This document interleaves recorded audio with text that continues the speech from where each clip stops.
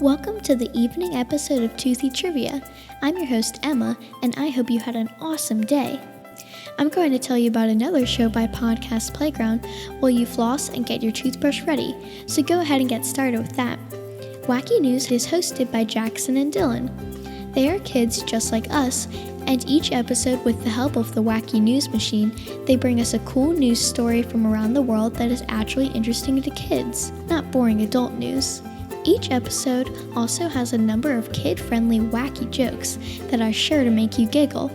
If you subscribe to Wacky News, you will always get the latest episodes and can impress your friends with cool stories and funny jokes on the bus, at school, during lunch, or whenever you want. Just go to podcastplayground.com to learn more about and subscribe to Wacky News. Now it's time to get those teeth of yours brushed. Are you ready? Let's go! Today's trivia theme is cereal. Honey Smacks and Golden Crisp are more than 50% of sugar by weight. Astronauts ate Kellogg's Corn Flakes aboard Apollo 11, the first moon landing. The cereal was mixed up with fruit and formed into cubes, since eating it with milk was impossible without gravity. Rice Krispies mascots Snap, Crackle, and Pop briefly had a fourth brother named Pow in early 1950. The spaceman character was meant to represent the power of whole grain rice, but his career was short-lived. Kellogg's retired the character after 2 commercials. Breakfast cereals marketed to kids have about 85% more sugar, 65% less fiber, and 60% more sodium than cereals marketed to adults. The original Trix mascot was a stick figure flamingo when the cereal first came out in 1955.